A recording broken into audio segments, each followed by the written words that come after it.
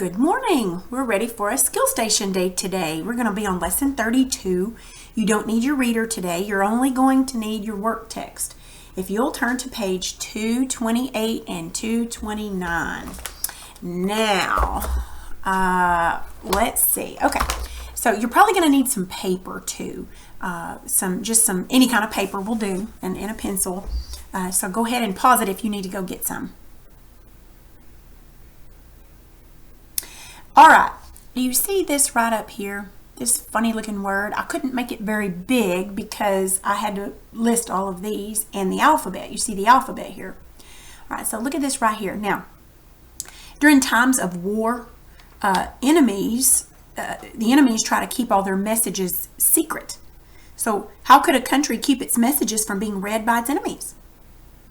Writing it in a code, a secret code. If one country intercepts a coded message from another country, then it tries to crack the code to learn the enemy's plans. So this right here is a coded word I've written.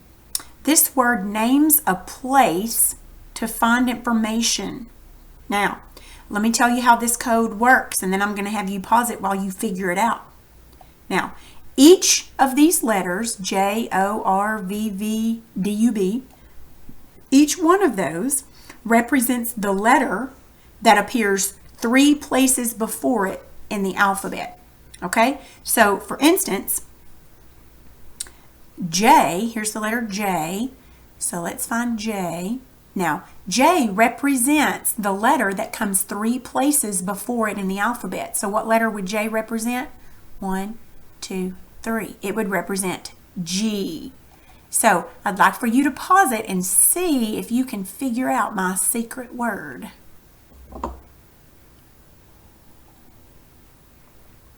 Did you figure it out? It's the word glossary. The word glossary. Now, figuring out what all the things in a glossary can be kind of confusing. Let's look at this page here. There's a lot of information in a glossary. These right here are different things that you'll find in a glossary. The entry word, the pronunciation, a definition, and a part of speech are the things that you'll find in a glossary. Now, these words up here are called the guide words, and what that means is abound would be the first word on that page, and there it is. And it means that aquamarine would be the last word on this page. Now, why isn't it on here? This is just representing, see, it looks, there's a torn paper. So this just represents the top of the page. And so we don't have the whole page. If we had the whole page, aquamarine would be the last one on that page. Now, let's look and see what these mean. Now, an entry word is going to be this word right here. All the words that are in bold, the words that you're looking up. And they're always in alphabetical order. Now, what's the pronunciation? That's what looks like a secret code. You see this? This upside down E is called a schwa, and it makes the sound abound. Okay? Here's a big word. You see the dots in there? They put the dots for the clapping, for the syllables. And here's the pronunciation for this word. It looks like a foreign language almost, doesn't it? Let's see if we can pronounce it. Now, this right here is a pronunciation key. And what that tells us is what all these syllables mean, what sounds they mean. So when you see an A with a smiley face, it makes the sound A as in pat. Or if you see an I with a line over it, it means it makes the I sound as in pie. If you see an upside down E, it means it makes the sound as in ago. Okay? Or item, or pencil, or atom, or circus. It just kind of makes a whatever sound. And here's one. An upside down E with an R makes the sound as in butter. Okay? A ZH, when you see that in the pronunciation, it means that it sounds like Z as in vision. Okay? All right, so let's look back up here. And here's some more pronunciations here. Let's see if we can sound out this word. Ready? Ac, cell, Accelerator. Now, do you notice this right here? That's the accent mark. That means that and this is bolded. It's darker. That means that this is the syllable that you say the loudest. Accelerator. Accelerator. Okay, let's do this one.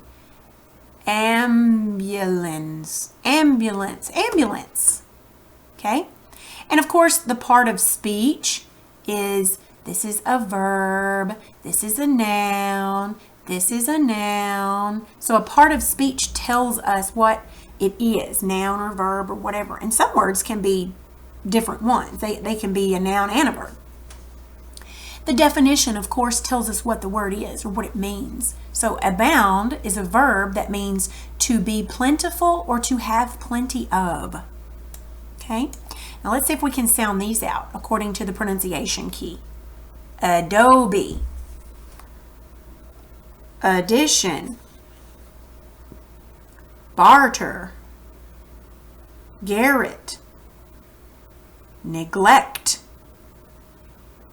plot, venture. See how they don't even look like English, do they? That's because this tells us how to pronounce them. That's why it's called pronunciation. All right, let us look then on our work text page. Let me bring this back up. Let's look at our work text page. Now, on our work text page, we've got part of a glossary. There's only one guide word, which is the guide word bay, which means bay is the first one on there. It goes all the way down to bound. There's a little tiny yellow box there beside it. That's the pronunciation key. Okay, number 1 says find and circle the pronunciation key. So you see that yellow box down there? Has all those weird things in it? That's what you're going to circle. It looks like this right here, but it's smaller. So make sure you circle that. All right, number 2 says which entry words are adjectives? Oh goodness, let's look at all these and see which ones are adjectives. Bay is a noun. Do you see bizarre? That's a noun. Let's look until we find an adjective. Oh wow, look close to the bottom. Do you see the word boisterous? Look what part of speech it is. It's an adjective. So on number 2, can you write the word boisterous? There's going to be one more. Oh, look at the next word. Bored is an adjective. So the 2 entry words that are adjectives are boisterous and bored.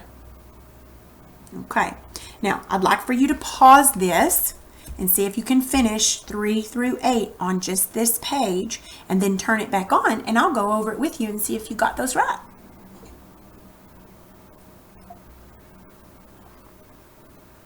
All right, let's look at number 3. On number 3, did you write a steep cliff, hill, or riverbank?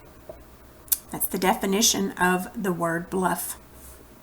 Number 4 says write 2 words that have only one syllable.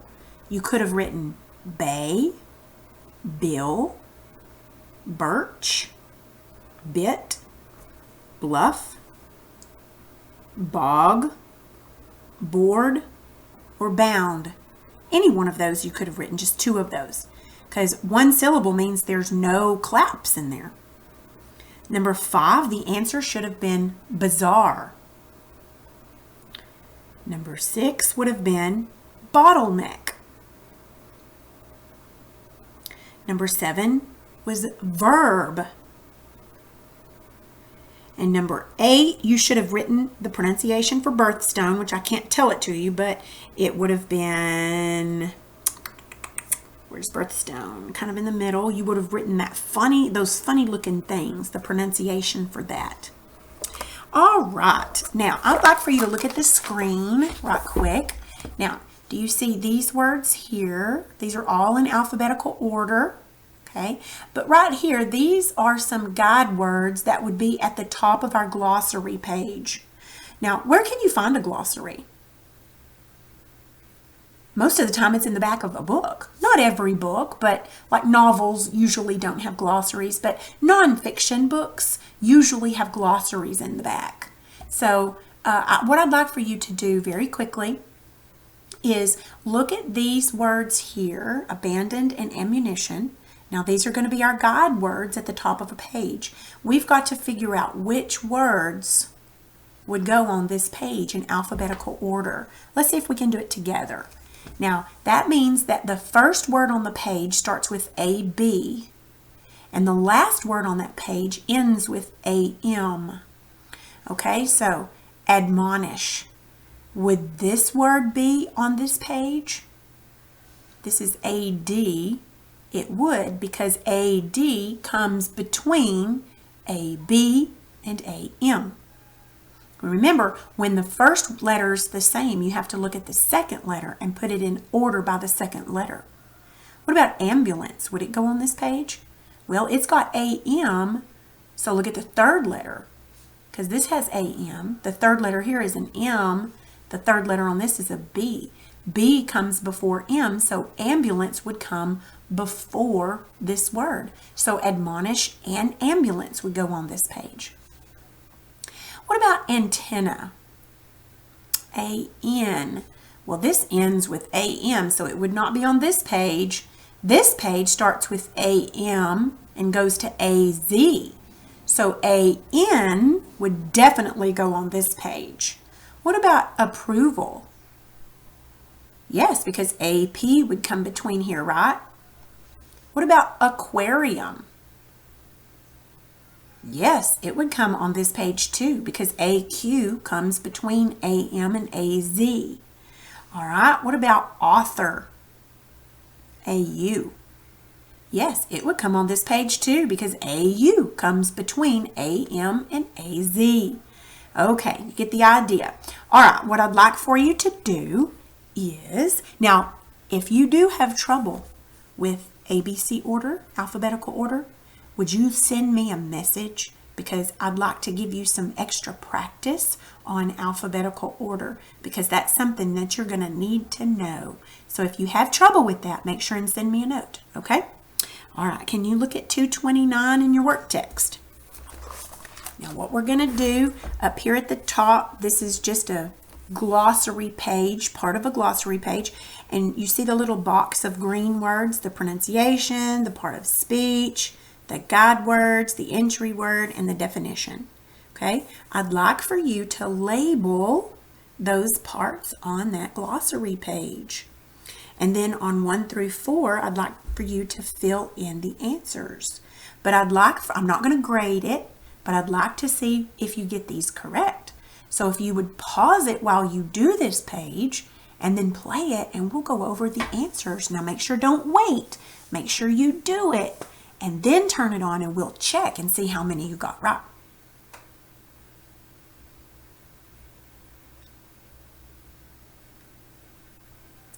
Okay, let's give this a check. At the top of page 229, do you see the word palmetto and polio up there in that yellow box? Okay, right in the middle of that, you should have put guide words, because those are the guide words. Okay, you see the blank underneath palmetto? That should be entry word, because it's pointing to an entry word. Look at the blank underneath polio. You see what that's pointing to? The pronunciation. Good. Look at the very bottom, right above the green box, there's a blank, and you should have written definition. That's pointing to the definition. And the other blank on the right-hand side would be part of speech. It's pointing to noun, so that's a part of speech. Good. Now on number 1, you should have written the word definition. Did you get that right? On number 2, you should have written part of speech. Number 3, you should have written pronunciation. And number 4 would be guide words. All right, I hope you got those right. All right, well, that concludes the rest of your reading for the week.